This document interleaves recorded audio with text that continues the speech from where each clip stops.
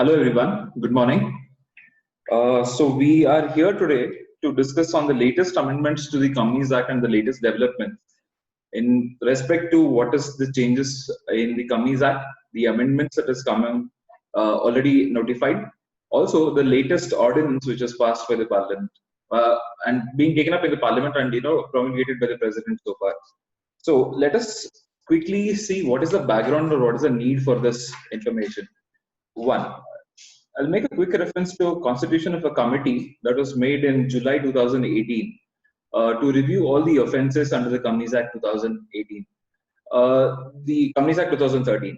So the references was, or the mandate to the committee was to identify how to make it simpler under the various provision to eliminate all those provisions which made it difficult for directors as well as the members to run their businesses. For example, certain provisions had penalty clauses or liability clauses which relate to having imprisonment, which was very much difficult to deal with, and the government wanted to see how best they can ease it up. And also, given the difficulty that anything to do with the compounding of these provisions always was in a roadblock, given that the special courts were yet to be notified for all jurisdictions. Now, with this background, the committee did go through all the mandated provisions that was entrusted for them to review and provide suggestions, and they did come up with their suggestions in August 2018.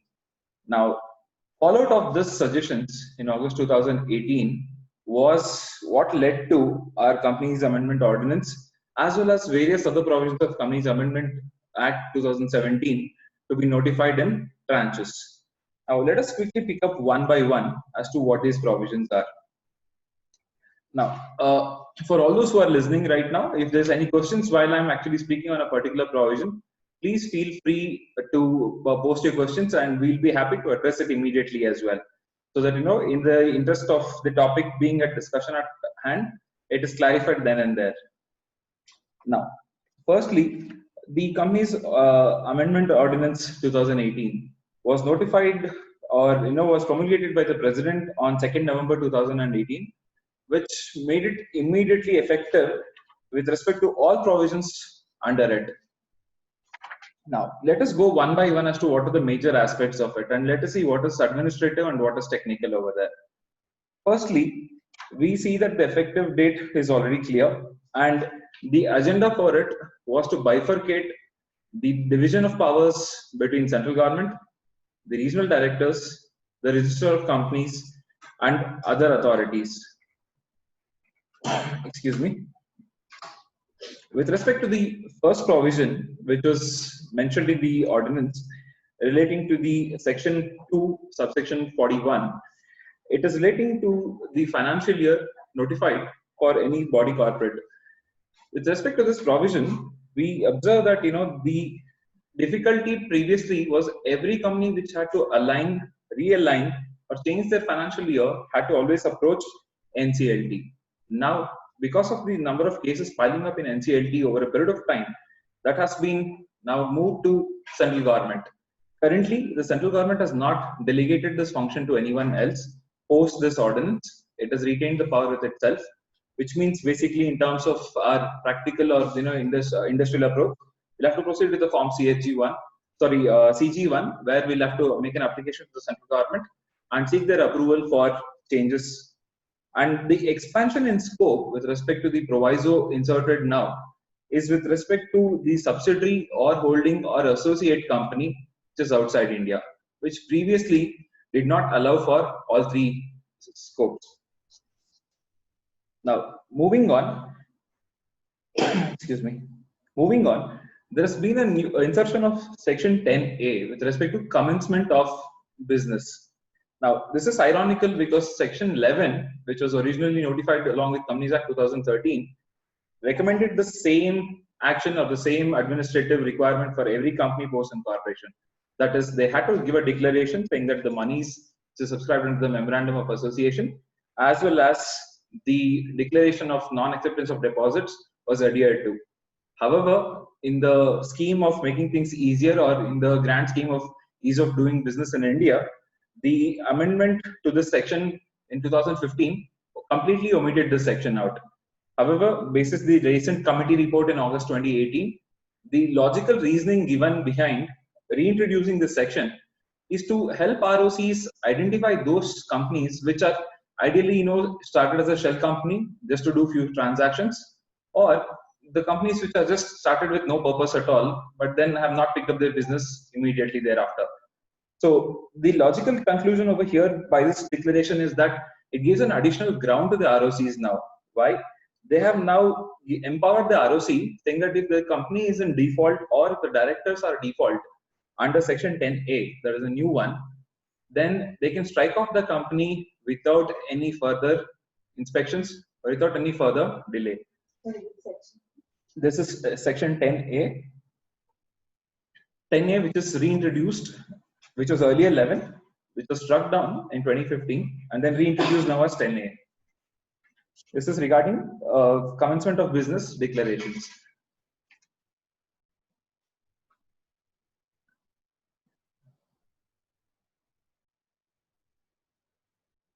The next provision is relating to the registered office place. What is very interesting about this provision is during the incorporation phase, the MCA or the CRC or the forms, the way in which they are designed, gives one the option of either confirming the registered office at the time of incorporation or doing it so post incorporation. Excuse me. The advantage here that we see is most of them initially choose to expedite the incorporation process by giving a temporary address, and then post incorporation they try to confirm the address or move to a new location and then confirm it through e-form filing. But more often than not, we see that there are multiple businesses at a single location, meaning they are just virtually existing at a registered office place. Now, to combat this, the government initially, about in June, July this year, one of the ministry officials gave a word saying that they're considering geotagging, which meant basically they wanted to track all companies if they're really functional or not. And in this regard, the committee which gave a report in August 2018 very clearly said that in one of the companies which was struck down sequentially in 2018, all those companies which was more than about 20,000, all of them or a majority of them had one similar problem. Either their office was untraceable or the address registered with ROC was not the actual address where the company existed today. So to ensure that the ROC is further empowered to crack down on those companies which actually do not have a particular registered office, they now actually can strike down companies which do not confirm their registered office. Again, this is an administrative empowerment to the ROC. Technical cumbersome, one more filing for the companies. Section 5 of the ordinance, which specifically deals with amendment to articles. Here, they have specifically and categorically removed the power delegated to the NCLT. In fact, many other provisions that we are going to delve into further are completely looking at shifting the power back to the central government, which then enables them to redelegate it to either to regional directors or to the registrar of companies. The purpose here, again, as established in the introduction, the NCLT is currently at too clogged with many other cases, especially under the IBC, which is time bound and also time consuming for them to handle those matters. They simply cannot afford to have all these other smaller or incidental matters which is not of that much significance. So the government, the ministry directly can step in either on its own, give approvals or delegate it to the RDs and the ROCs. Moving on to the next one, Section 6, which deals with Section 53 of the Act. Very clearly, they just want to ensure that if at all there is a deposit taken, imprisonment provision was one of the biggest challenges for companies. What they have tried to do in these amendments, they have tried to simplify the complications that is involved with the CRPC and the Companies Act. Reason, if at all there is a imprisonment provision that exists, even either as mandatory or as an optional penalty clause, then the special courts were empowered to deal with those matters. And currently, the government or the MCA is still in phases notifying the jurisdictions and the special courts for each of the states. Given this administrative lacuna as well as the difficulty in addressing situations on hand, they wanted to simplify and see which sections can only be with fine and for which actually imprisonment can be done away with, unless they're of course very serious in nature. So for these sections, they have decided that the imprisonment provision will be removed and the penalty clause in terms of the fine will be up. So in this case, the example of section 53, where the deposits are involved, the government has now mandated that anything that you accept and that is not repaid within time, or which is invalidly accepted or raised by the company and has to be returned, will now have carry a interest rate of 12%. Now, moving on to the next one, section 64 or the section 7 of the ordinance is not going to be of much significance. It's just a rewording of the section to bring in clarity in the language. So I'm not going to touch upon that. The next one, section 77. Now, this is of huge significance for companies which actually accept loans and actually create charges. What was and what is? Let us look at that first.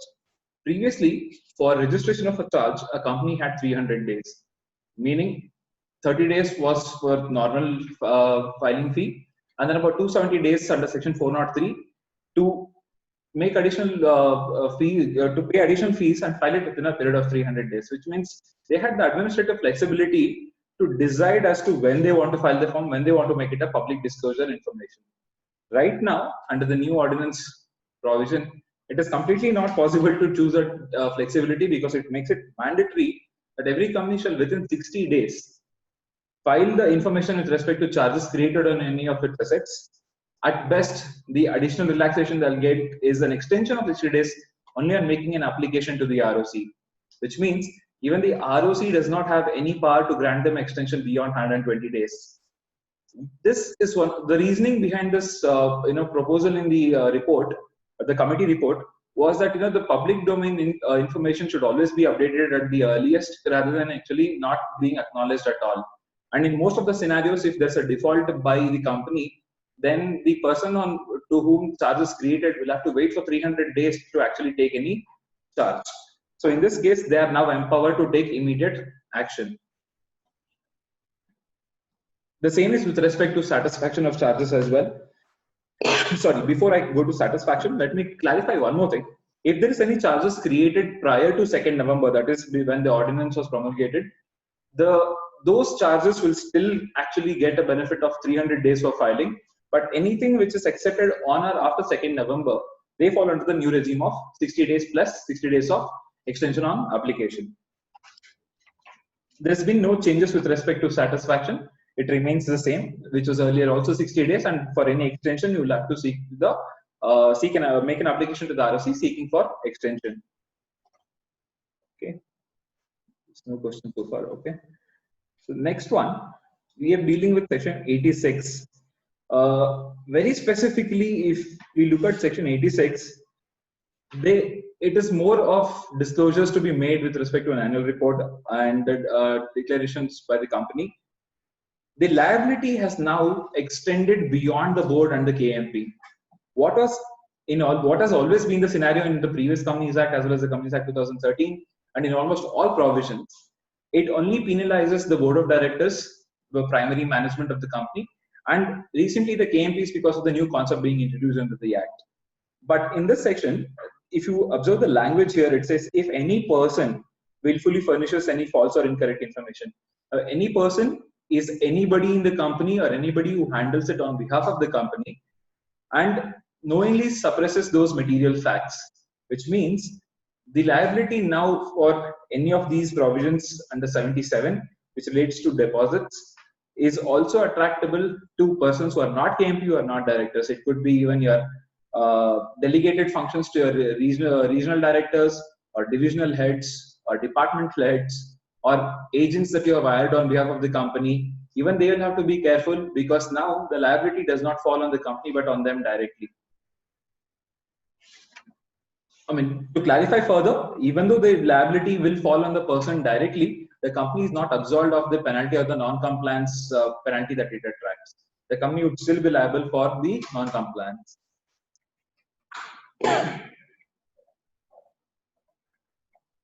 Section 87. Provision now amended specifically to give more administrative power to central government or MCA.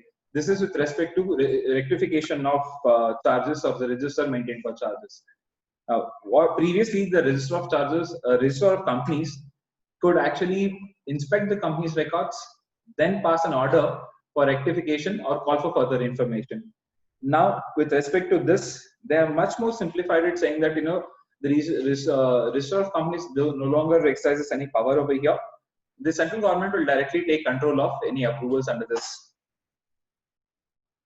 I'll not be delving to all the people who are listening and got into this webinar. Just wanted to clarify, saying that where there are administrative related matters, I'll be spending little time over it so that we don't end up giving more time to insignificant matters. And I've saved up a few key provisions on which we can actually take up the discussion at length. So moving on to the next one, section 90. In a nutshell, section 90 relates to our declaration of beneficial interest, which is one of the most controversial provisions which was introduced, and also the one which is currently in a limbo. Why? Because the reporting for beneficial interest was supposed to be done by August, when the government realized that the forms for that particular reporting is not deployed yet. And also coupled with it was industry request saying that the information sought under the beneficial ownership is very complex and very detailed, which might not be possible in certain industries or certain MNCs for to pull out the information all the way to the individual shareholder. Now, for every company, just to give an example, if there's an MNC which is actually clandestine holding through 10 different countries, and they have 20 group companies, sister associations. Now, how do we find out that who is the single shareholder, or which is that one family promoter group which holds more than 5% and cumulatively probably holds 25% acting in a cartel? It is very difficult for any Indian group company to figure out this information and provide this to the government. So, in practically speaking, this is much more complex than the KYC submitted to a banker when an MNC company or a subsidiary of a foreign company opens a current account over here for their transactions. I mean, if anybody has any thoughts on that, I will be happy to see those thoughts as well. You guys can feel free to share that. The change over forms are not yet been none of the forms have been notified yet. The problem is they have issued a clarification note in the month of October saying that until further notice, there will be no such reporting made. So since there is an absence of the form, none of the companies are able to file anything. Any thoughts on what they are delivering? The industry request so far through our institutes, like Institute of Company Secretaries, Institute of Chartered Accountants, predominantly has been that you'll have to cut down on the reporting requirement, because trying to find out, let us say if I have a subsidiary company here, which is now having an upward holding company and an ultimate holding company, and thereafter another holding company, let's say in about 4 countries. For me to go all the way, let us say it's a listed company, one of them has a listed company outside India. For me to figure out who is that one person who cumulatively, along with his relatives, controls 25% on this company, it's going to be very tough. And none of them will probably, under their regulations, none of them will have an obligation to disclose it in the first place. So just because there's a legal requirement in India, I cannot enforce such a provision to a shareholder outside India. Now, what if they plainly refuse? Some of the practical experiences with our clients is when we ask them this details, their simple question was, why should we give this? You might say this is the law in India. Their question is, what if I don't get this? Now, we don't have an answer to that. The only thing we can tell them, which is legal in nature, is to tell that the company will be under non-compliance. There'll be the first question practically many of the clients ask, which I'm little saddened to say, is what is the penalty? Now, when you say what is the penalty, and if you think it is something that they can pay and get away with every year, there are clients who actually are willing to pay only penalty every year. They do not want to disclose information. What is the penalty? The penalty under section 90, just 1 second.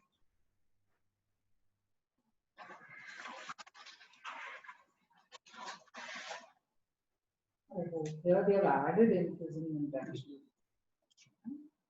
Earlier I think it was just penalty. Yeah. Just 1 second. Because this is a very problematic area actually. This is one area which many corporates, especially the subsidiaries of foreign companies, are messed up with. So they have added imprisonment. Correct. The monetary penalty for under this section is 10 lakh rupees, which may extend to 50 lakh rupees. And with the continuing one, about 1,000 rupees per day for every officer and default under the company. And also it's a continuing one. So it's Correct. not an easy penalty. It's not an easy one. Even if you go for compounding tomorrow, the current approach with the NCLT is that they are, unlike our CLB, erstwhile CLB, where they used to take a lenient approach towards the maximum penalty where they discount it by 50% or 60%. The current NCLT regime, at least in Bangalore and in Hyderabad that we have seen, does not give a leniency. So if the penalty speaks 1,000 rupees per day per officer and per company, it goes straight by the letter. It does not look at whether it is a serious offense, whether it is a non-compliance of just administrative nature. It is not at all considered. So given that background and how our enforcement regulatory authorities are right now, it is very difficult for companies to even take a chance with non-compliance of this provision.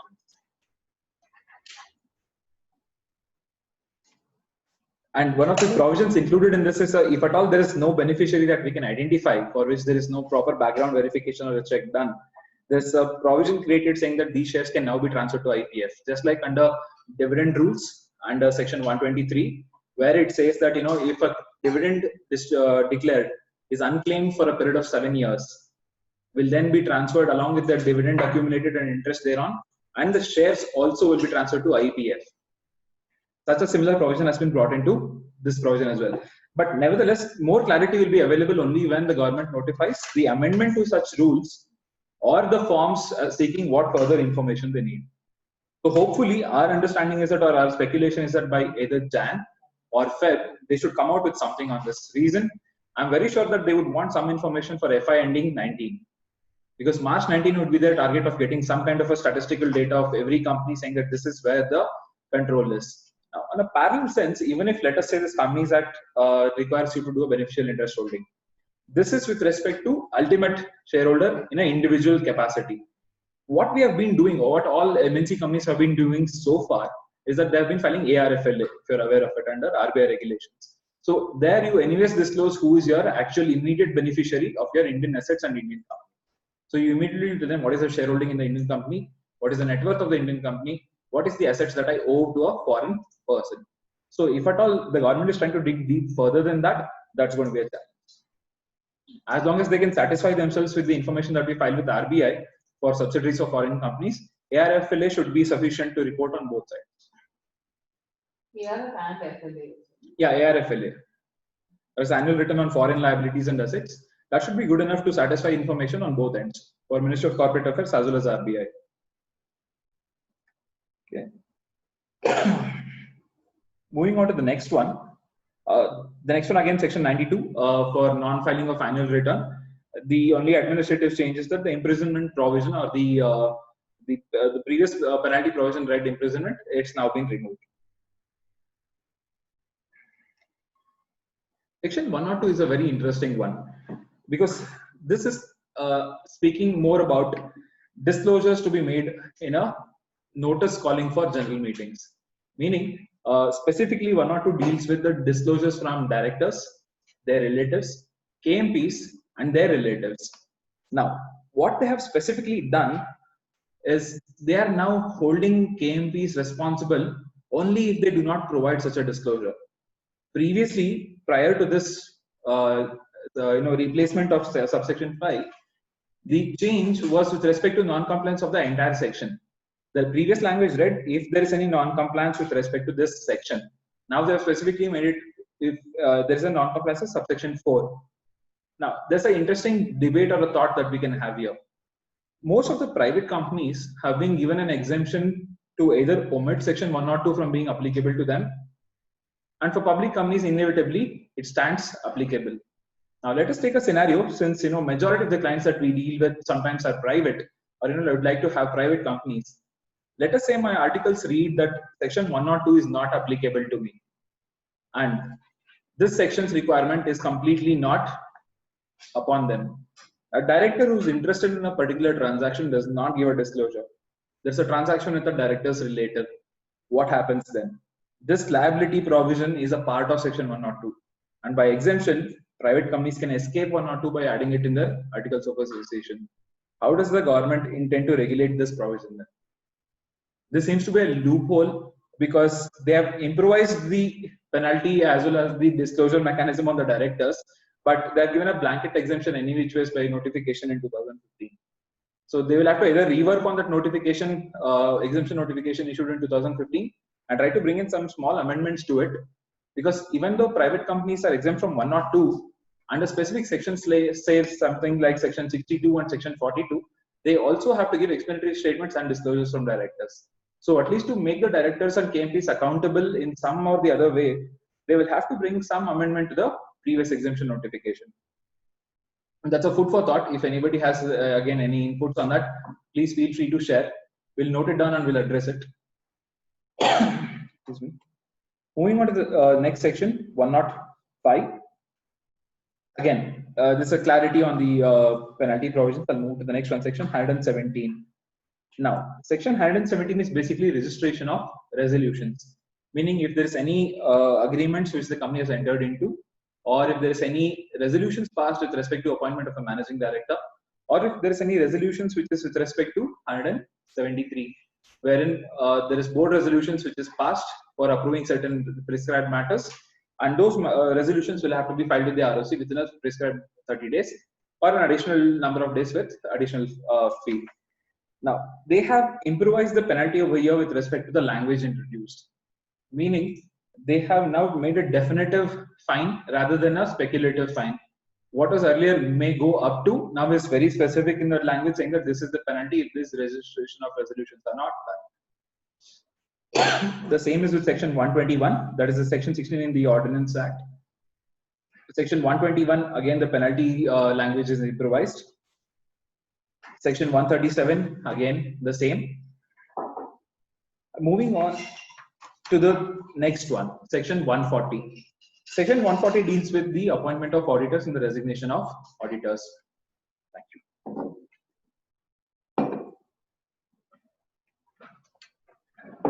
Section 140 deals with appointment and resignation of auditors. Specifically, this subsection 3, which is mentioned in this ordinance, relates to resignation by an existing auditor. Meaning, the previous requirement by an auditor was that he had to file ADT3 form signifying his resignation to the company, as well as providing that intimation to the registrar of companies. Now, they have specifically given higher penalty so that the auditor is now actually serious enough to file it at the earliest. What would be the hindrance if the auditor does not file this? Let us say a company has an auditor X as its current auditor.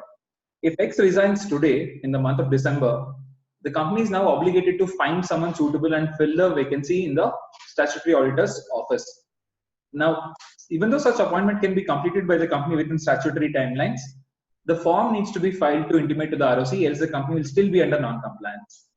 Unfortunately, our reform filing system is designed in such a way that unless there is a resignation form filed for an existing auditor, the subsequent appointment or replacement of a new auditor cannot be filed. Hence, the higher penalty over here mandates that the existing or the exiting auditor will have an onus to complete this filing at the earliest with the ROC. Section 157, again, penalty improvised with respect to the language changes. Section 159 as well, language changes to increase the penalty. Section 164, the most controversial sections, which was notified and through Companies Amendment Act 2017 and also through ordinance. Let us quickly take a look at what are the major changes over there. Previously, if at all a person was on board of a company which did 3 years of continuous non-compliance with respect to annual filing, he would incur a disqualification from being a director or being appointed as a director in any new company. This was the position prior to any amendments. What it meant was, if a person A is on a company, let us take a person A who is on company XYZ. If company X fails to do annual filings for 3 continuous years, that person would be ineligible to continue in the company X and also would be ineligible to be reappointed in company Y and Z and would not be eligible to get appointed in any other company for a period of 5 years as disqualification. Now, post amendments through Companies Amendment Act 2017, the scenario has become reversed. What it means, let us go back to the same example. Mr. A is a director in company X, Y, and Z. X defaults in 3 years continuous annual filings. Mr. A will now continue on board of X and will now vacate offices from companies Y and Z. Meaning the ministry is now looking at a provision to trap those defaulting directors from getting a smooth exit. What used to happen earlier, the director would default or would be a defaulting director and would get a quick and immediate exit from the company where he is defaulted. The company would still be in trouble while he would get a clean chit. And it would be upon the ministry to figure out what is his defaulting period, what would be his 164 disqualification period, and disqualification period under 167. Currently, now that he will continue under the defaulting company, he will have to make good of the offences in the company that he is continuing in. And the remaining companies, unfortunately, he is automatically vacated. That is what the new section 167 reads. Sorry, could you just explain that again? So just to give a scenario, prior to the amendment, let us say prior to the Companies Amendment Act as well as the ordinance. I'm yet to come to the ordinance now. So the original section under 164 and 167 read together meant if I am on board of a company which defaults in 3 consecutive years of annual filing, I vacate my office in that company where the company is defaulted immediately. And in the remaining companies where I'm a director already, I can continue so long as I'm not retiring. And in any new companies, I'm prohibited from being appointed. Now, post Companies Amendment Act 2017, the scenario is if I'm on board of a company which defaults in annual filings, I will not vacate that company. I will mandatorily continue in that company as a defaulting director. And in the remaining companies where I'm already appointed as a director, I immediately vacate those offices. And in any new companies, same as the previous one, I will not be allowed to get appointed. What does this do? It ensures that the defaulting director is stuck with a defaulting company. It is because of his either non-commitment towards the management of the company, either because it was no due care taken by him to make sure the company is compliant. He's stuck with the fate of the company being non-compliant as well. At the same time, to ensure that this person who is either non-negligent on part of one company's board does not continue on board of other companies, he is vacated immediately under the new provisions. The additional thing which the ordinance brings in now is they've also introduced that if at all the director is now in violation of section 165, that is the maximum number of companies prescribed. Most of the times what happens is directors get on board of a private company or a public company and then forget to either compute the holding companies, the subsidiary companies, which are also public in nature. So the limits under 165 is maximum 20 companies and a maximum of 10 companies out of those 20. Now, if at all they breach this number also, they are still eligible to get disqualified. This is just another additional matter for the ROC to ensure that the directors who are either willfully getting appointed on board of more than in excess of 20 companies are penalized for 5 years, or it is an easy category for companies to inform that this director is defaulting.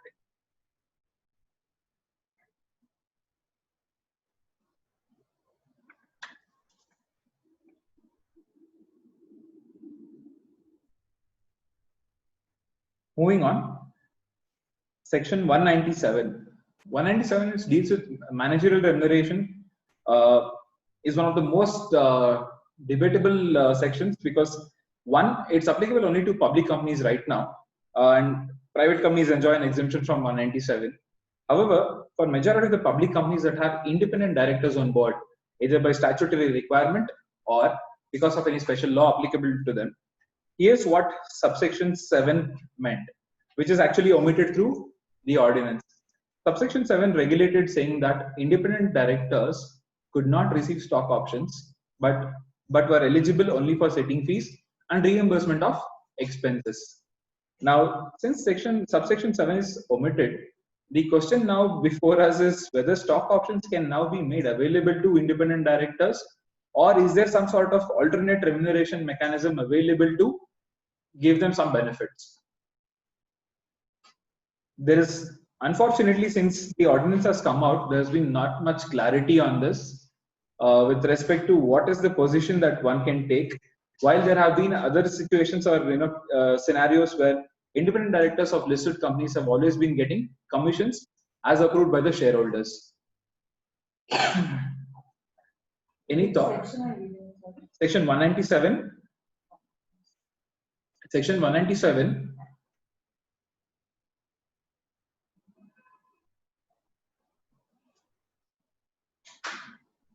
Subsection 7.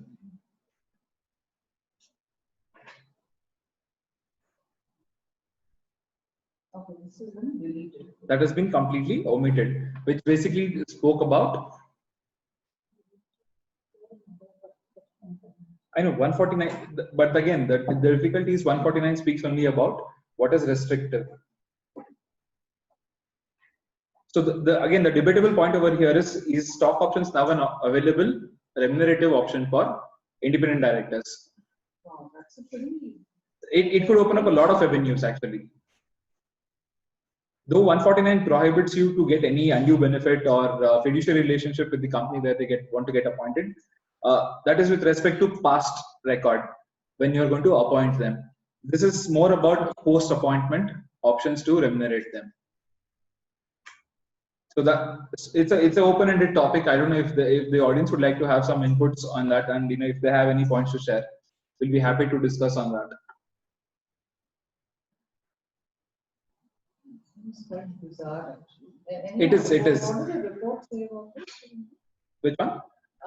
You're saying that the company's report. One second. What is that? Yeah, here actually. So there, I'll just read out for the benefit. So what they have mentioned is the two non-obstante provisions under 149(9), subsection 9, and section 197(7) provide for remuneration payable to independent director and are similar in content. The committee recommends that section 197(7) be omitted. Section 149(9) should be retained with a clarification that remuneration payable to IDs should be subject to overall limits. Now, the recommendation here is it should be capped with an overall limit. So again, that option opens up saying that do we have some mechanism to pay them or incentivize them, which actually might affect their independence in the first place.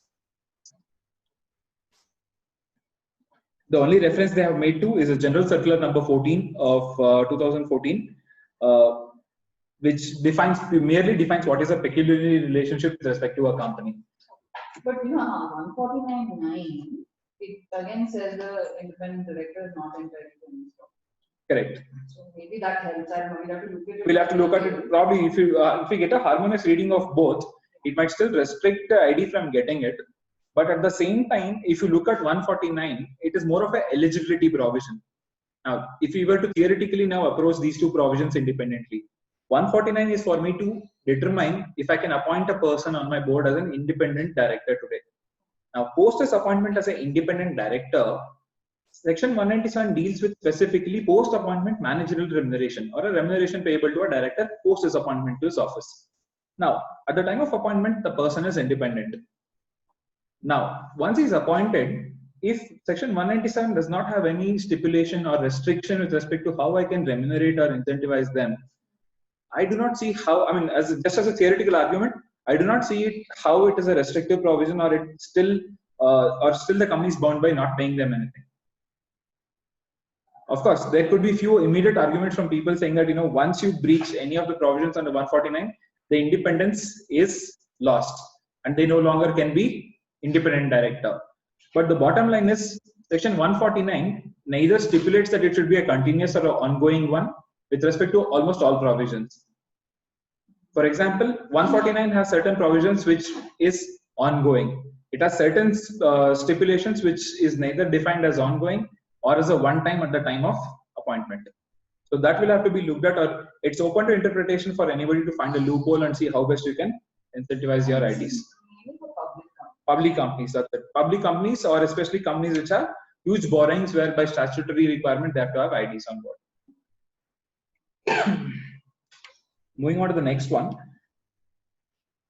So, the subsection 15 which they are referring to is only made separate penalties now. Previously, the penalty was only upon the company. Now it is separately for the officer in default as well as the company. Moving on to the next one, section 238. penalty is reduced, which was higher, now has been reduced. Let's move to section 248. Again, 248 is an effect of the section 10A, which is now reintroduced. Erstwhile section 11 reintroduced as section 10A. Empowers the ROC now to strike down companies which do not file declaration for commencement of business, which basically talks about two provisions. One, adherence to acceptance of deposits or non-acceptance of deposits depending on type of the company. And two, declaration that subscribers to the memorandum have completely brought in the money subscribed. The next one is also about the new provision, which speaks about the registered office being in place, proper physical verification. One of the major aspects discussed in the report was that how every company which was struck down in the last year or so by the ROC, which was a mass extinction drive from the ROC, where they struck down thousands of companies. They literally were striking down companies not because the companies wanted to be struck down, but the companies which wanted to receive notice were either not receiving it at the registered office, showing up in the database. That is the biggest challenge the promoters had. Just to practically share an anecdote from our own experience, there are a few clients who came to us who said that we do not know when this notice showed up, where it showed up, or when did they send it. Reason, the registered office at the time of incorporation 4 years, 5 years, 10 years before was someplace and their business running place is somewhere else today. Which means either the promoters have not taken the intimation to the ROC very seriously, or the people who have actually incorporated the company in some virtual office space have not moved out of that place till date. That is a challenge. Now, section 441 is a welcome change for everybody. I'm very sure that people who wanted to avoid NCLT at all costs because of its administrative cumbersomeness, or meaning that you have to be much more patient with respect to the time spent. Now matters which are up to 25 lakhs in terms of fine will directly be taken up by RD, which was erstwhile only 5 lakhs, which now gives a greater scope for us to directly go to the regional director's office, make a petition in a much less cumbersome way than the NCLT one, and get the orders at the earliest, because it's a one-to-one in-person meeting with the regional directors rather than the scheduled hearings with the as put up in the NCLT. This gives us a much more flexibility for practicing people at least. The next one is the next change, especially under subsection 6, is the biggest change of all, which we were waiting and which we were requesting from day one when the act came out. Reason, under the older provisions of 628, previously under the Companies Act 1956, anything which was having imprisonment only was not taken up for compounding under the Companies Act 1956. Meaning, if there is an offence which was penalized with imprisonment and fine, or imprisonment or fine could be taken up for compounding in the Company Law Board. Now, the difficulty under the newer provision of the Companies Act was that the same language was not retained, and the new language read that if there is a imprisonment option for a particular clause, it could not be taken up for compounding, and it had to be routed through a special code for adjudication. Now, the welcome change over here for all of us is they have specifically changed the language. I'll just read it out for the benefit of the group. Any offense which is punishable under this act with imprisonment only or with imprisonment and also with fine shall not be compoundable. Meaning, anything with an or clause where imprisonment is just an option and not mandatory, all those offenses now can be compounded directly, respectively, depending on what is the compoundable fine. It can either go to your regional director or it can go to your NCLT. So that is a huge change and a much needed relief for all of us. Now, section 446B previously had imprisonment again for the violations of section 446. Now it completely brings it down only to monetary penalty. However, section 447 has now become much more rigid and much more tormenting for people if at all they're caught in it. Why? Section 447 previously, which is actually for misstatement and fraud, if at all a person, even the company or any persons or KMP or directors are found guilty of breach of their duties in a willful manner and which amounts to either misstatements or fraud on part of the company or its duties on their part as the officer of the company, the penalty was about 20 lakhs and there was also imprisonment. Now that's imprisonment plus 50 lakh of penalty. That's a straight 30 lakh increase in penalty. Now, moving on to the next one, that's 447 for the penalty, 446 and 447 for the penalties. Now, section 454. Now, the adjudicating power has always been a confusing one with the ROC. Now, typically speaking, adjudication of offenses is little dicey. Let me put the scenario up. If a company is being found non-compliant of a particular provision, let us say a company has not registered its registered office details with the ROC within a stipulated time. In such a scenario, the difficulty is, should the company go for a compounding with the NCLT, or can the ROC suo motu go for adjudication of this matter under the powers under 454? So far, the ROCs have been very negligent or hesitant in exercising their powers under this section.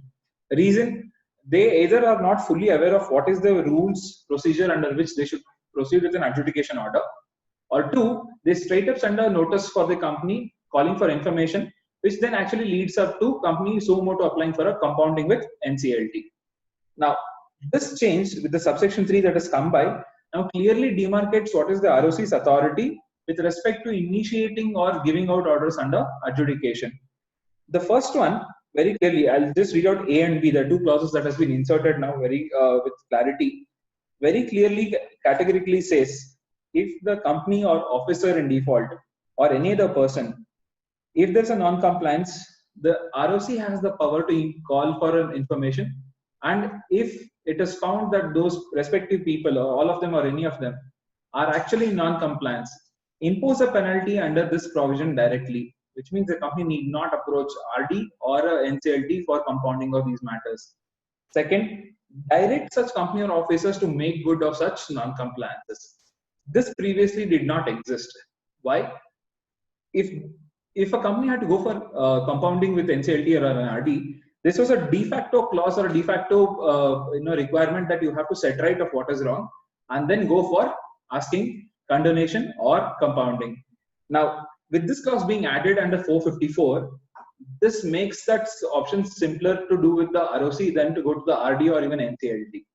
Now, if you look at the progressive changes that has come to ordinance, they first actually removed few authorities from NCLT, brought it down to the CG level where they can handle it themselves or actually delegate it to someone else. Now, further going on, section 454 now enables the register of companies to take these matters within their own jurisdiction and pass imposing or adjudicating authorities where compounding is not at all a requirement. But again, given the history of this provision, which is existing since 2013, none of the ROCs till date have exercised this provision.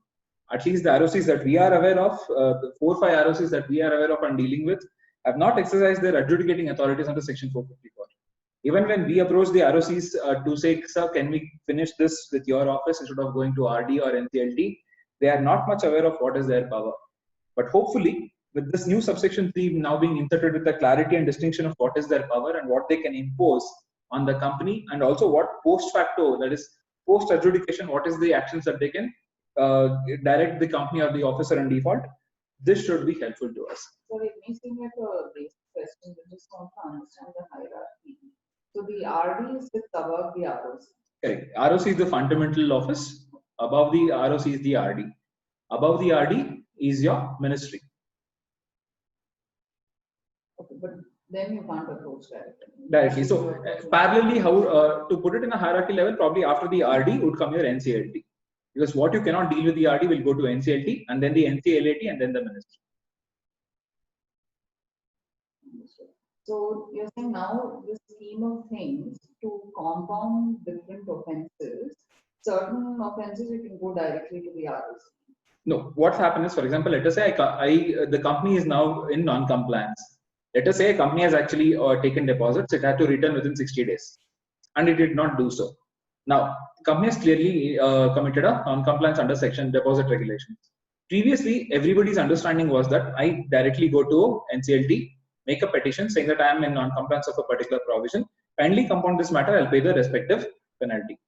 Now, section 454 existed even then, from 2013 onwards. but the ROCs did not know if they can compound it themselves. Although technically it's not compounding because it's called adjudication, wherein you are saved from the burden of approaching a quasi-regulatory body or the regional director in the first place.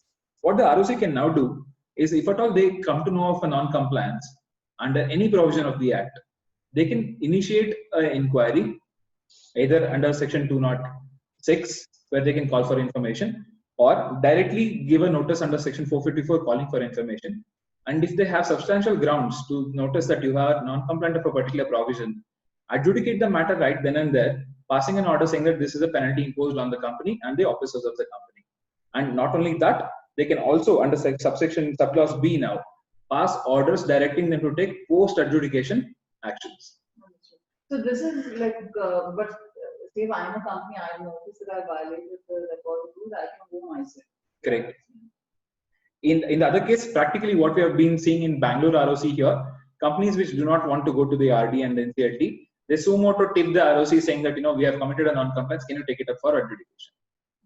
Which is much more simpler. It's okay. Instead of we doing suo moto with the NCLT, it's much more cheaper, it's much more faster, it's much more administratively easier to approach the ROC's office. Finally, the next one, Section 454A, again, is a very, very stringent provision which has been introduced. What Section 454A, which is a newly inserted provision, now that they have simplified the adjudication process under Section 454 with the ROC, while it may seem that it is now easier to compound things or not to compound things, Section 454A is a dire reminder saying that please do not repeat it again.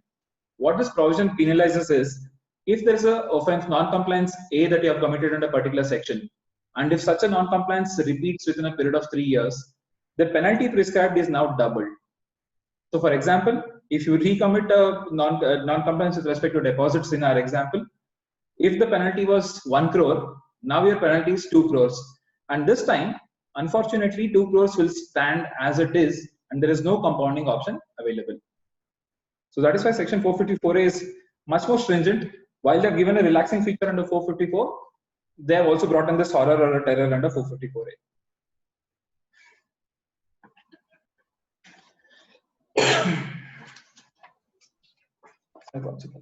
But this completes the ordinance provisions that we had to look at. I'll quickly take up a few provisions from the Companies Amendment Act before we get into Q&A. Is that fine? So then we will go ahead with that. Few noteworthy provisions actually. I'll directly delve into the key meaty provisions which we can actually discuss at length. Section 42 and Section 62.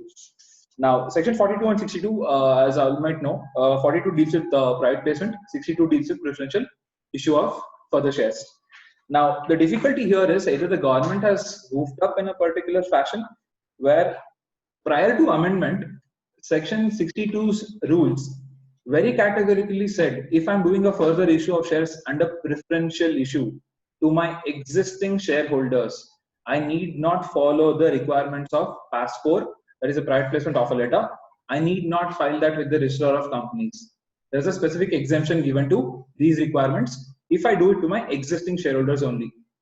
Now, Section 42, which had references from Section 62, completely got replaced through the Companies Amendment Act 2017, meaning the entire section is now changed or replaced, while the exemptions provided under Section 42 still remains in force through Section 62. Now, if one were to read it even today by taking the references of subsections of 42, which is exempted for a private company, it doesn't make sense today because the respective section, like let's say subsection 2, which is exempted under the older exemption list, does not relate to PAS4, which relates to the requirements of what is to be stated in a offer letter. Which means either the government will have to now update their list of referencing for these provisions of private placement and preferential issue to existing shareholders only, or they will have to come out with a clarification saying that the erstwhile exemption given, which is still appearing in the existing language of Section 62, does not read so today. That's just take like one example or something. So I'll just give an example. If let us say A and B are the existing shareholders of the company, I decide to do a preferential issue only to A, who is my existing shareholder. I was exempted under section 62 from making an offer letter in exactly PAS4 format prescribed under 42. I was exempted filing of that PAS4 with the ROC, meaning the ROC did not have to see my offer letter. Currently, since section 42 got completely replaced by Companies Amendment Act 2017, those references are not changed in section 62. Now, if I were to read section 62 as it is today, when I'm doing a preferential issue only to my existing shareholder, those references are not logical at all, which leads to confusion, saying that should I or should I not file offer letters with the ROC? The problem over here, or the dilemma over here, is section 42, even under the replaced one, has one deadly provision at the end of it, which says if there is non-compliance with any provision of the section, the entire private placement or preferential issue will be deemed to be a public issue. Now that's a scary one, because the moment it becomes a public issue, your part 1 of chapter 3 becomes completely applicable. You will have to now go through the regime of a public company doing a public issue. 2, the penalty over there is the amount involved, or 2 crores, whichever is less. Now, if at all I'm getting in more than 2 crores in a preferential issue, my penalty straightforward for every preferential issue person that I've identified is 2 crores. Now, given this dilemma, given the interpretational issues that the government has created because of there is no updation of the references that they keep in section 62, we'll have to see how best to read it. This is one which I wanted to point out for our discussion. The next one of the other changes that they actually got through was the registered valuer concept, which unfortunately got pushed and now is pushed back to 31st March 2019, which we were expecting that it will be notified by September 30th, 2018, but did not happen. The other key provisions, the other key provisions, I'm very sure all of us would be aware. The reason why our annual filings got extended, the 100 rupee per day penalty was introduced to the Companies Amendment Act 2017. Only for the annual filings part, that is your section 92, filing of annual return, and section 137 or 139, filing of financial statements to the ROC. Now, I think those are the only 2 or 3 key provisions that I had to bring in. One of the other clarifications under CSR, actually, let me address this also quickly. One of the key clarifications under CSR section 135 was the language under 135 was if a company was breaching any of those limits in any financial year. Now, the very strict interpreters in the industry said any financial year means any financial year since the day of incorporation. However, though we knew that it was meant to be post enactment of the Companies Act 2013. So the government did not want any such open interpretation with respect to the language. They have specifically made it the immediately preceding financial year. Meaning, when you have to compute for a company if CSR is applicable for me in this FI, I look at immediately preceding FI and nothing else. I do not have to go back to any financial year. And one of the other clarifications issued under 135 very specifically says that the companies are encouraged to follow in letter as well as spirit. That is with respect to spending in local areas and local organizations. Most of the reports that the ROCs have called for statistically show that companies are willing to spend in regions beyond their registered office or beyond the area of their operations. Whereas they wanted to bring it to the notice of the companies that it should be in the local areas where they operate or where the registered office of the company is.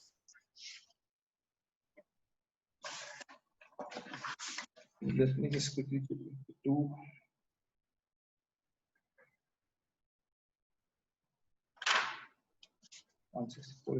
Another major change that came about was section 185. 185, which prohibited loans to directors or entities in which directors were interested. The only exemption available to a private company, or predominantly when we look at a family or a promoter-driven entity group, is a wholly owned subsidiary and wholly owned subsidiary and its parent company were exempted from this provision. But section 185 now, post-amendment, gives a clear authority to the shareholders of the companies, respective companies, holding or subsidiary or unrelated companies, to pass a special resolution and give loans, guarantees with respect to one another's outstanding dues.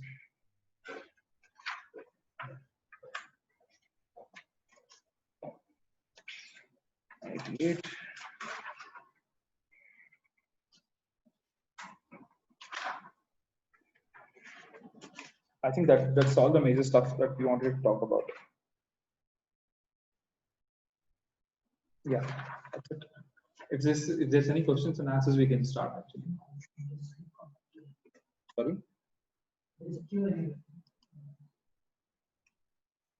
Any view on how this provision will read given the IBC rulings on ownership and control?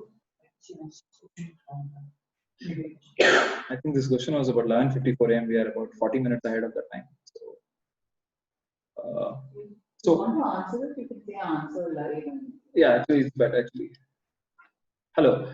So, Deepali, if you can reiterate as to what topic were you referring to with respect to the provision on IBC rulings and ownership and control.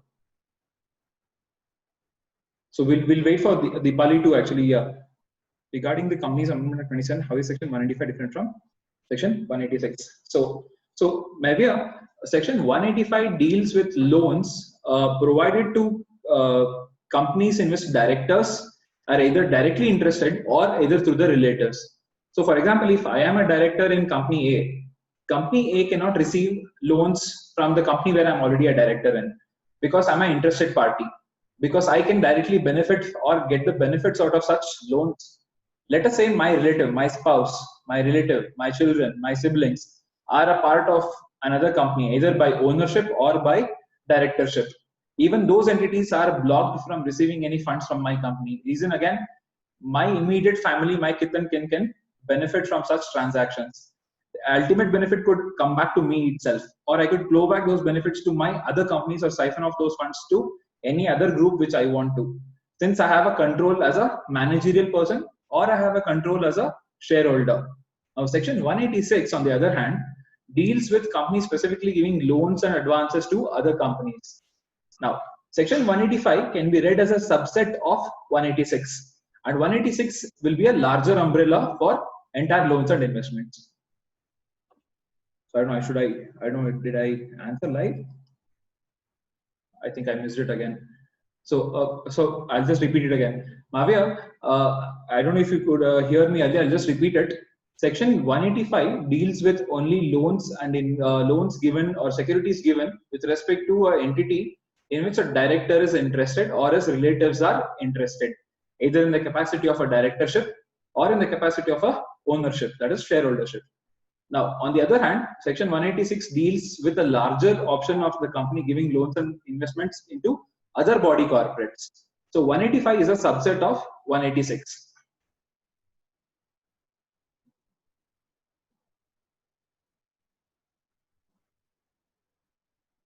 Trust that answers. Is there any other questions?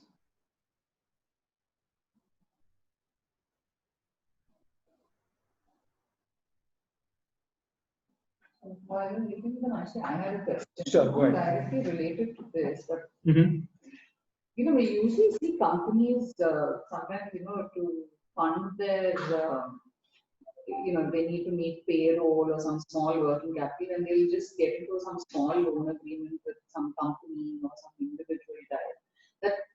That loan agreement with the company is fine because you not qualify as a deposit in intercorporate. No, it will not be. But It'll just be intercorporate borrowing. That's it. Exactly. But I'm a little concerned about, you know, where people have just taken a small loan from some individual who's in no way connected to the company, he's not a shareholder, he's not a member of it. So that would be treated as a deposit, right? Even if it's a very short term. There is deposit specifically says you can take it only from two people.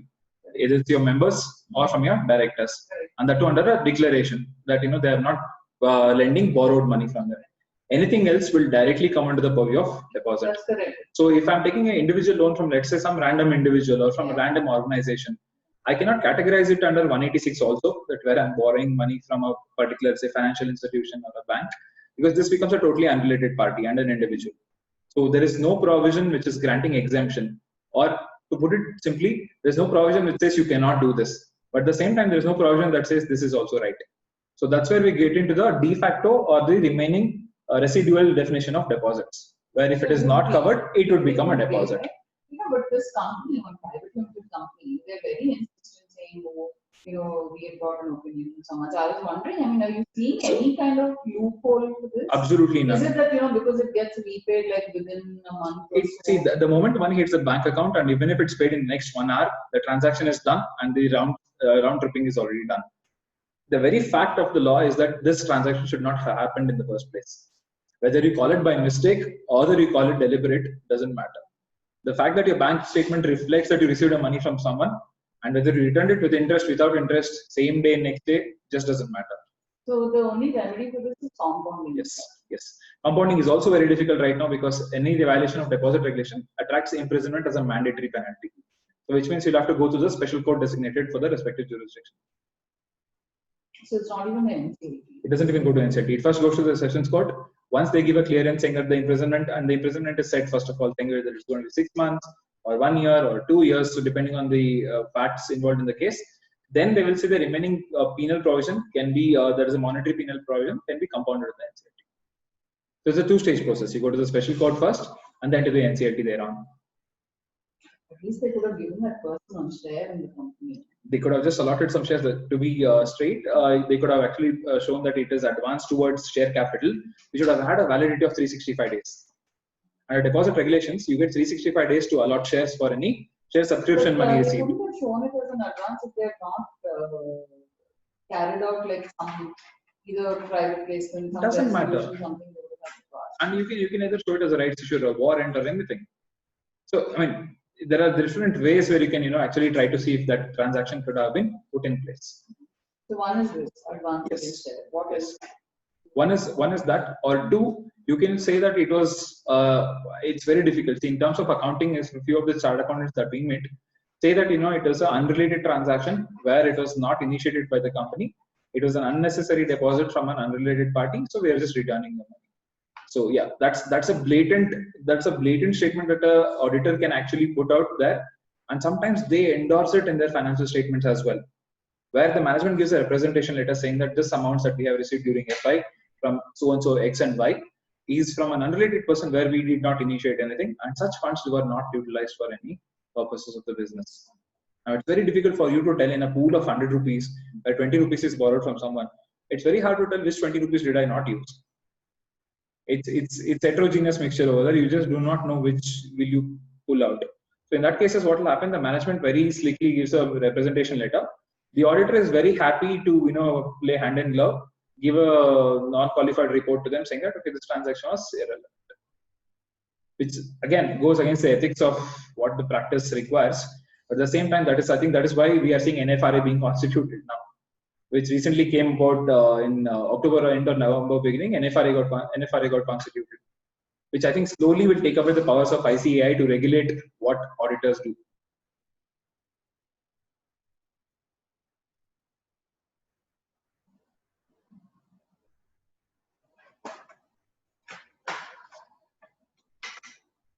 To the rest of the people who are on the stream, please feel free to ask your questions. We are live with the Q&A.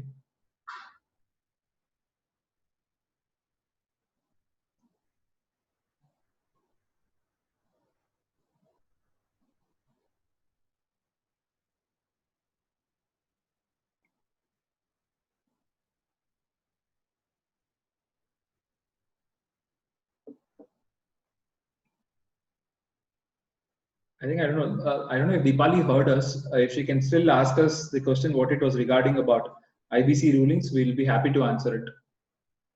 So I'm unable to make what it refers to. IBC rulings on ownership and control. I don't know what has IBC got to do with it. That's the confusion.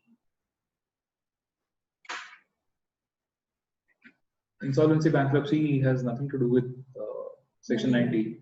I don't know if she wanted to mention IEPF because ownership and control will get transferred. And I mean, just to clarify to people what I said earlier, under the new provision of the from the ordinance, if at all there is a default in identifying the beneficial owner and identifying who's actually ultimately the beneficiary to such shares, even though there is compliances with the dividend regulation policies, those shares will still be transferred to IEPF under the new regulation. Of course, the procedure and the mechanism for all of that is yet to be notified as rules, but we're waiting for it. from the fact that the ownership is transferred due to IBC professional From Satish Krishna, where an offence has been proved and is punishable by imprisonment for a certain term, say 3 years, does the court have the power to award a lesser term of imprisonment plus fine or completely exempt the punishment? Satish, thanks for your query. I'll just read out the query for everybody's convenience. The question is, where an offence has been proved and is punishable by imprisonment for a certain period, say 3 years, does the court have the power to award a lesser term of imprisonment plus fine or completely exempt the punishment? The court does not have the power to completely exempt the punishment. One, it just cannot say if there is an imprisonment provision as mandatory requirement under the non-compliance. The court cannot say there will be no imprisonment awarded.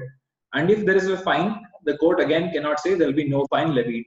And going by the sequence of what is the ordinance language in most of the penal provisions, that is tweaked in its language or improvised in providing a penalty, it now no longer makes it arbitrary for the adjudicating authorities, let's say the special court or the NCLT, to have a choice between minimum and a maximum period or a minimum and a maximum penalty.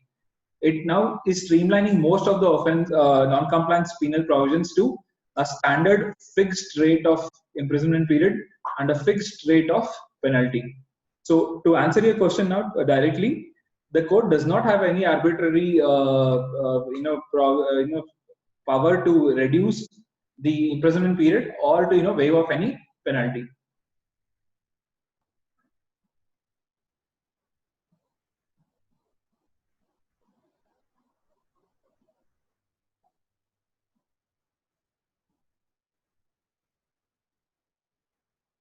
And I don't know if I have to type it in here because I think I've spoken it to the larger audience. That should be sufficient.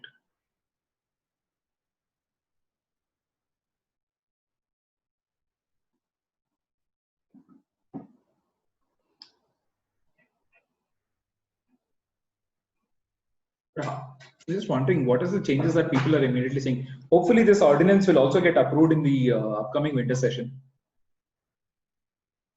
Because if for whatever reasons, if the winter session does not push this ordinance through, then we could have a scenario where this entire upheaval of provisions for only 6 weeks or 4 to 5 weeks will create chaos for everyone.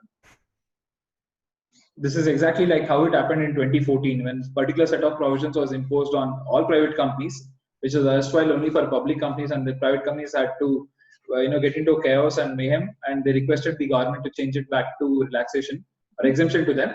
Now this, if at all the winter session in Lok Sabha and Rajya Sabha does not pass this bill, we could see this short-lived set of stringent provisions for about 4 to 5 weeks in history. It's a challenge for us because just before this webinar, I don't know how many of you are interested in statistics, but one of the key things that I noticed was about there is 186 rules brought out so far from 2014. It's 186 rules. There are originally about some 27 rules, but the number of times it is amended each time, if you take out the cumulative numbers, it's about 186 rules and about 140 notifications in a span of 5 years. So for anybody to keep a track of those 186 rules or 140 notifications as to what time period, what was applicable to them or a particular company or industry, it becomes very challenging. Especially, if at all we have to do due diligences, especially let's say from a law firm perspective or a company secretarial perspective, if at all we have to do a due diligence, it is an upheaval task because you will have to now look at what was existing in a particular set quarter of that year. The next quarter, was it relaxed or exempted? And by end of the year, was the stance reversed or the same? Because what was a non-compliance in the first quarter of the FI is now no longer a non-compliance at the end of the FI. So now you're left with a tough choice saying that, am I going to qualify this or not qualify this? Overall, because some transactions are temporary and time stamped. So on that day, you can say this non-compliance or not. But certain transactions are something of continuous in nature. It will only have an impact at the end of the FI. So again, challenging stuff. So that time, assuming would be more in the case of sort of more how to put it, like transaction based. We'll have to look into it whether the transactions were either of administrative in nature or technical in nature in terms of reporting. Reporting can't be changed. They're one time. So if it's a non-compliance, it remains a non-compliance. But let us say, for example, where you have to do continuous disclosures. on a quarterly basis or on a biannual basis. In those scenarios, at the end of the year, the company is compliant with respect to, let us say, reporting to your stock exchanges. For a listed company, you have to do your quarterly reporting, biannually reporting. By end of the FI, there is no penalty imposed under SEBI regulations. They only give you warnings. Under stock exchanges, there is no penalty imposed under company law. So how do you treat that? As a non-compliance? At best, you can give out a disclaimer or a note saying that this company has delayed in reporting. You cannot say it as a non-compliance. So those are the confusions that it creates with various regulations from time to time. I think it's a follow-up question on it, right? Have the power to award a... Scroll up. That sidebar. I think whether giving of inaccurate information, be it intentional or unintentional nature in annual report or furnishing inaccurate information to the stock exchange ROC that are not material and have no financial bearing would amount to fraud. The answer is no, because section 447 says you have to be convicted and proven guilty of willfully stating something that is wrong or willfully knowing that something is material. So given this question, it very specifically says that something is not material in nature and has no financial bearing upon the company. But again, we might decide ourselves in certain scenarios saying that something is material and not financially bearing. It completely comes down to what the regulator looks at it as. So if the regulator thinks this is of a public importance, disclosure of information is material in nature, or if at all it is a price sensitive information, which we probably interpret it as not a price sensitive information, but if the regulator says it so, then one can be booked under 447 for fraud. But realistically speaking, there are no case laws under 447 so far. So if that is at all any comfort to the person asking this question, there is, I think it's the same person asking, Satish itself asking it. If at all it's any comfort, under section 447, there has been no case law or no history of conviction under 447 for any director so far. I'm very sure when one happens, that is going to be the first milestone or a landmark case for us. And probably the difficulty why there has been no case law under 447 is, since there is imprisonment, it had to be routed through a special court. And special courts have just recently been notified. Karnataka got it only after 2 years of this act coming into force. And Uttarakhand and Uttar Pradesh got it a month ago. Those states, even though having a ROC or a sessions court in force over there, did not have a special court notified for themselves. With that difficulty now, again the challenge is, if there is a violence, let us say non-compliance or a violence of any provision between 2014 to 2016, how do we deal it in Karnataka? Because the special court got designated only in 2016. So again, there's a confusion as to what do we do that for that period, if at all we identify anything.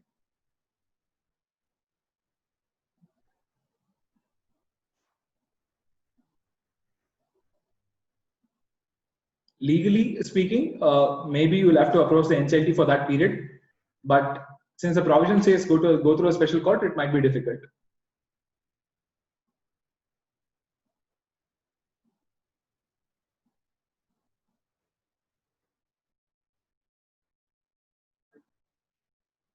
Nothing especially with respect to startups, which has come out in these days. The only exemptions for them is through other acts. The only requirement for them is to be a private company under the Companies Act and get registered under the startup plan notified for specific categories of industries, like for your R&Ds or healthcare, and specifically on top of it, they are required to be registered in campuses of incubators. I have an unrelated question, doesn't have to do with this, but because it's a practical thing that we are seeing. So, I don't know, you've done any work on this convertible note? Convertible is not much, but shoot away. Let's see what the question is. We even offer you that like a convertible note, because if you look at the FEMA, etc., they're very clear that under the FEMA it is not a capital instrument. Correct. Right? At the same time, it's not it's not treated under the external commercial borrowing rules. It's treated under the FEMA 20 only, Correct. which deals with issues of security, but it is not a capital instrument. Correct. So for issues, we've been following a simple process where it's just approved as a borrowing. Correct. In terms of company law, if you were to look at that convertible note specifically, they're like a warrant. Now, while warrants necessarily do not amount to your capital immediately, they're just buffered capital. Why? You know that for sure that they have an option to convert. The difference between them and your preferential shares is a guaranteed conversion. You know that you will have to convert it. Under FEMA, there is no other choice but to give a CCD itself. Now, with respect to convertible notes, it's more like a warrant. Now, you have an option either tomorrow you want to convert it to your equity, or you want to actually get rid of it by paying it off. So, with that option availability available for CNs, you cannot put it at par with equity, and that's why FEMA 20 will not categorize it as a capital. So therefore, I would not follow any mode of issuance under 42 or 60. It doesn't come. It doesn't come. That's what I want to check. Because the difficulty. There are some companies which are insisting. What some people will do is, since it is termed as CN, and scenarios where CNs are mandatorily convertible, where you actually agree upon such provisions where it's mandatorily convertible. Section 62 rule 14(1)(h), if I am right, specifically says if at all you give any kind of instrument mandatorily convertible into equity, you shall be subject to 62 and 42. So as long as your instrument does not have a clause which says mandatorily convertible, you can exempt the company from complying with 62 and 42. So what happens currently, if you look at our current company law 2013, there is no provision with respect to issuance of warrants. Companies Act 1956 had a provision with respect to warrants as to how to issue, how to treat them, how to account them and deal with them. 2013 is completely devoid of any such provision. Now, how do we deal it? Do we treat it on section 62 or 42? Some say don't follow both, because in the absence of anything, why subject yourself to a cumbersome regime of doing an application, preparing an offer letter, filing it with the registrar of companies? Why involve them? Some of the industry practices are very straight. I issue warrants because they're not capital today. They're just buffered potential capital for me to explore. So as long as it's going to remain potential capital, I will not treat it as guaranteed capital. So that's the leverage that we can take. That's a positive, healthy interpretation where we can leverage upon it. Even the, I don't think the authorities also can enforce it saying as it's a guaranteed capital. What is that rule you were pointing to? I'll just tell you the reference immediately.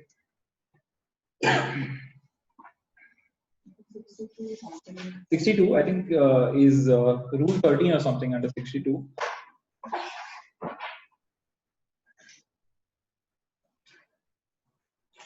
Because everybody, especially when some just like to take some view, then it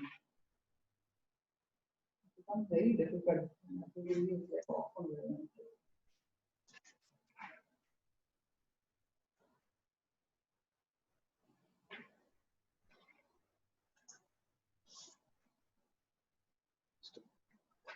It is rule 13 of company share capital and debenture rules. Rule 13.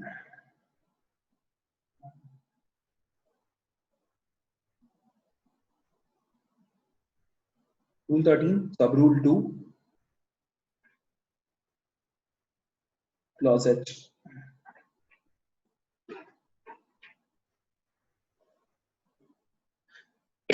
Sorry. I'm not sure. There's still about 10 attendees. I don't know. If we have sufficient time, we can still answer if there are questions.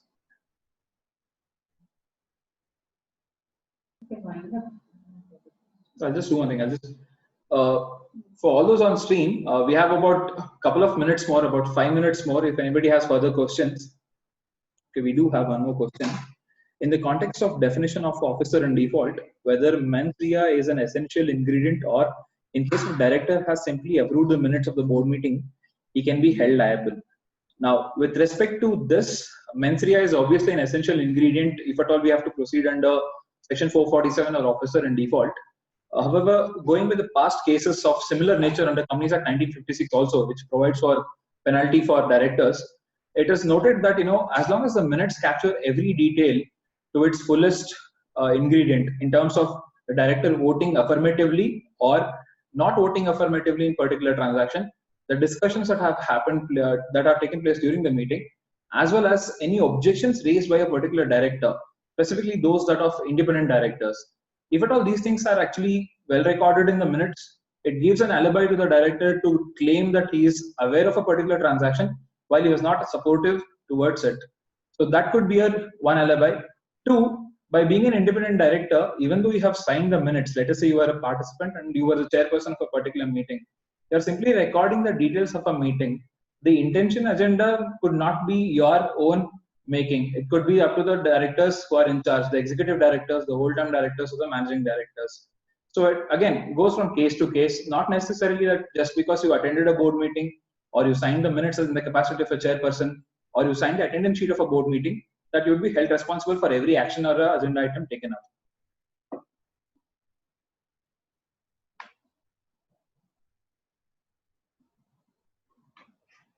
So did you get to see that 13.2H? Yeah, I'll look at it. It specifically reads where convertible securities are offered on a preferential basis. It's an option to apply for and get equity shares. So as long as there is a guaranteed clause which says one can apply for and get equity shares, you'll fall under 62. Else, you will be under the floating provision of CNs or warrants.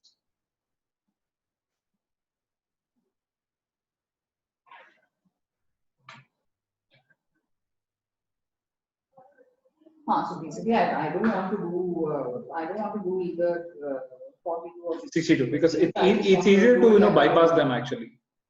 Because the moment you fall under these, there are unwanted regular disclosures that you actually provide not only in offer letter but also file it with the register of companies who will now can anytime take a look at it and come back to the company with more questions. Because you don't file anything to the RBI also on this matter. Since it is a quasi warrant kind of system, you just do a reporting of how much funds you have raised through it.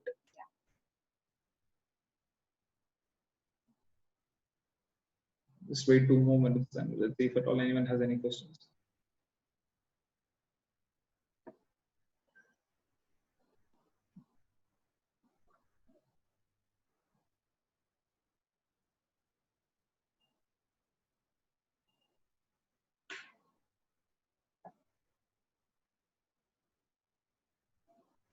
I don't know, shall we conclude then?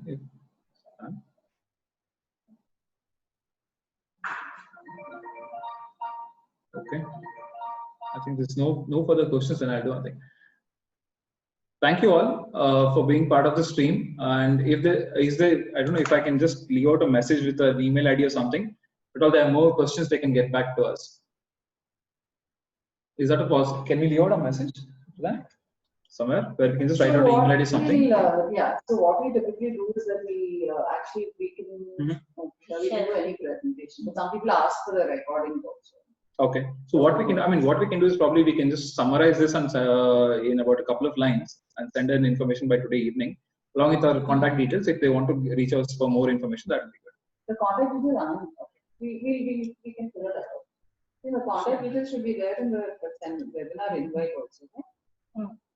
Not there? Not there. I think it was not there.